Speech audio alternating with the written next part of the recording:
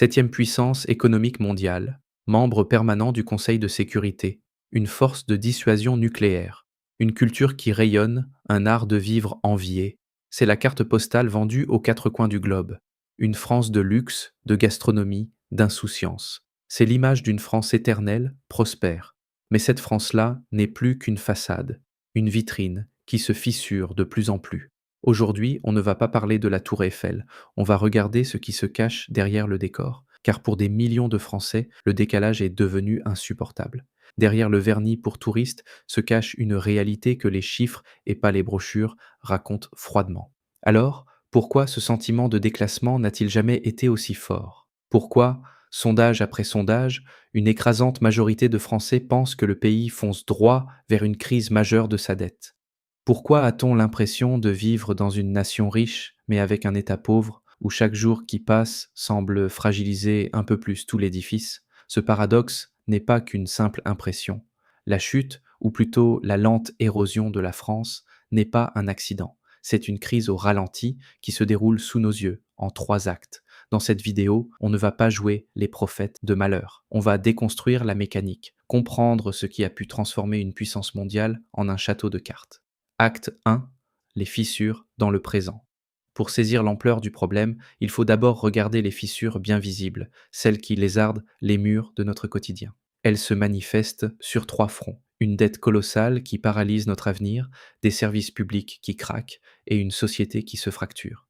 Commençons par le chiffre qui conditionne tout le reste, la dette publique. Selon les dernières projections, elle devrait dépasser les 3 400 milliards d'euros fin 2025, soit plus de 112% de toute la richesse que le pays produit en un an. Pour prendre une image simple, c'est comme si une famille qui gagne 3 000 euros par mois devait rembourser un crédit de 400 000 euros tout en continuant chaque année à dépenser plus qu'elle ne gagne. Car le vrai problème n'est pas seulement le montant de la dette, c'est le flux. Depuis près de 50 ans, de manière quasi ininterrompue, le budget de la France est en déficit. Chaque année, l'État, les mairies, les régions et la Sécu dépensent plus d'argent qu'ils n'en reçoivent. Le déficit public pour 2025, même s'il est attendu en baisse, resterait élevé, autour de 4% du PIB selon les scénarios du gouvernement, tandis que d'autres projections plus pessimistes l'imaginent même au-dessus de 5%. Cette vie à crédit a une conséquence mécanique et de plus en plus douloureuse, les intérêts. Pendant des années, grâce à des taux d'intérêt quasi nuls, on a pu s'endetter sans vraiment sentir le coup. Cette époque est finie. Avec la remontée brutale des taux, le service de la dette explose. Pour vous donner un ordre de grandeur, les prévisions budgétaires estiment que la charge de la dette pour l'État seul pourrait approcher les 60 milliards d'euros en 2026. Des rapports de la Cour des comptes évoquent même des scénarios où la charge totale pour toutes les administrations publiques pourrait flirter avec les 70 à 75 milliards d'euros à cet horizon. Au sein du budget de l'État, cette somme rivalise désormais avec celui de la défense. C'est de l'argent qui ne finance ni hôpitaux, ni profs, ni policiers. C'est de l'argent qui part directement dans la poche de ceux qui nous prêtent.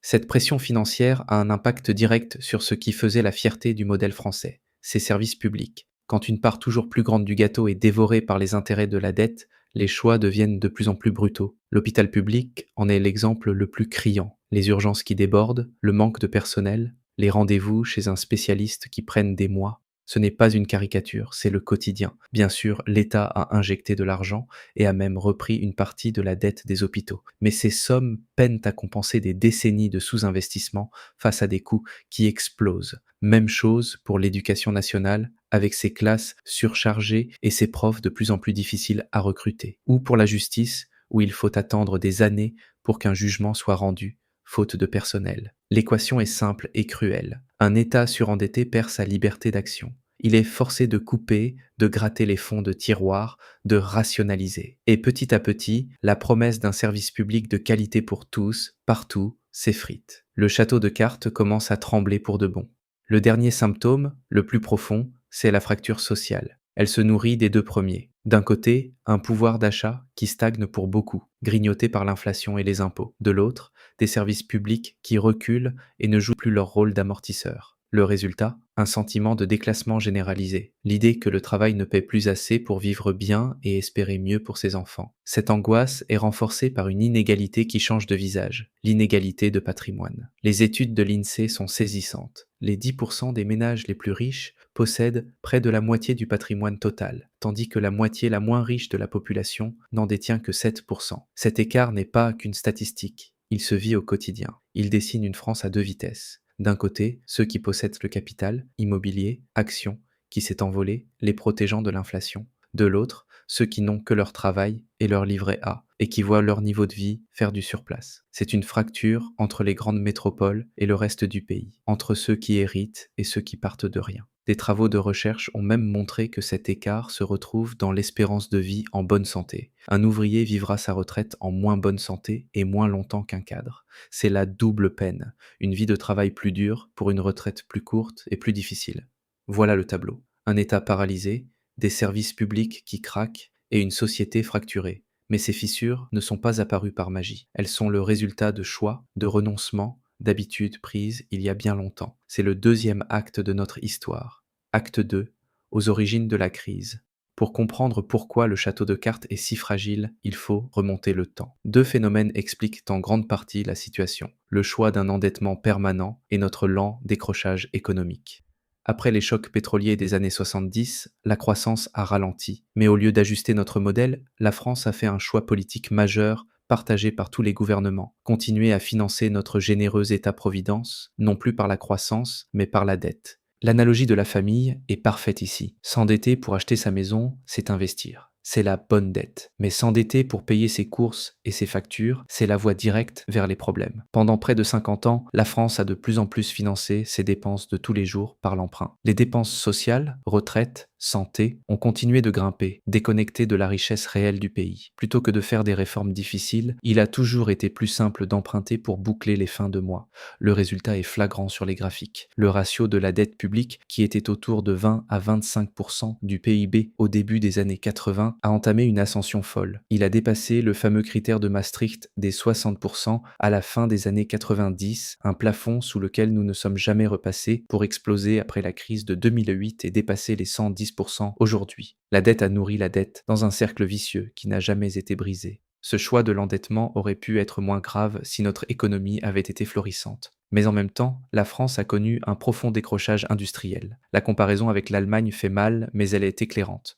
Pendant que l'Allemagne devenait l'usine de l'Europe, la France fermait les siennes. La part de l'industrie dans notre économie s'est effondrée. Les raisons sont nombreuses. Coût du travail, impôt sur la production, complexité administrative. Le symptôme le plus visible, c'est notre déficit commercial. Depuis le début des années 2000, on importe beaucoup plus de biens qu'on en exporte. Même si le luxe et le tourisme nous sauvent la mise côté service, la balance commerciale des biens est chroniquement dans le rouge. Le Made in France a été remplacé par le Made in China ou le Made in Germany. C'est une perte de savoir-faire, d'emploi, et ça nous rend dépendants du reste du monde. On se retrouve donc avec une structure déséquilibrée, une base productive trop faible pour financer un modèle social très généreux, des fondations construites sur le sable de la dette. Il ne manque plus qu'un coup de vent pour que tout s'écroule. Acte 3, les profiteurs de la crise. Un système, même bancal, profite toujours à quelqu'un. Pendant que le pays s'appauvrit collectivement, certains tirent leur épingle du jeu. Les premiers gagnants sont évidents, ceux qui nous prêtent de l'argent. Qui sont-ils ? Contrairement au Japon, où la dette est surtout détenue par les Japonais, une part très importante de la dette française est dans les mains d'investisseurs étrangers. Les chiffres récents de l'agence France Trésor montrent que cette part, bien qu'en baisse, oscille autour de 40 à 50% de la dette négociable de l'État. Concrètement, ça veut dire que sur les dizaines de milliards d'intérêts payés par les contribuables chaque année, une bonne moitié s'envole vers des fonds de pension, des banques ou des fonds souverains partout dans le monde. Tant que ces investisseurs nous font confiance, ça tient. Mais ça nous rend incroyablement vulnérables. S'ils décidaient demain que le risque France est trop grand et exigeaient des taux plus élevés, la crise serait immédiate. Nous sommes, de fait, à la merci de nos créanciers.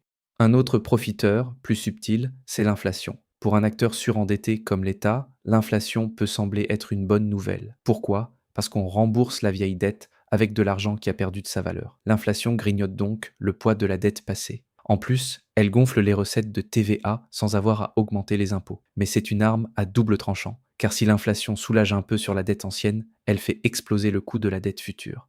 Les prêteurs ne sont pas idiots, ils exigent des taux d'intérêt plus élevés pour se protéger, ce qui annule vite le bénéfice. Surtout, l'inflation est un impôt qui ne dit pas son nom, et c'est le plus injuste de tous. Il frappe de plein fouet les plus modestes. Il appauvrit celui qui a une petite épargne et le salarié dont le salaire ne suit pas. L'inflation avantage ceux qui sont endettés et qui possèdent des biens, immobiliers, actions, et punit tous les autres. C'est un puissant accélérateur des inégalités qu'on a vues dans le premier acte.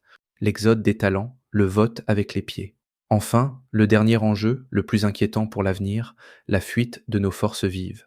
Face aux impôts élevés, aux perspectives de carrière jugées limitées et au climat social ambiant, un nombre préoccupant de jeunes diplômés et d'entrepreneurs choisissent de partir. Les enquêtes auprès des diplômés de grandes écoles montrent qu'un niveau élevé et durable d'entre eux commence sa carrière à l'étranger et beaucoup n'envisagent pas de revenir. Il ne s'agit pas seulement de quelques millionnaires qui cherchent à payer moins d'impôts. Ça concerne les ingénieurs, les chercheurs, les médecins, les développeurs, bref, tous ceux qui sont censés créer la richesse et les emplois de demain.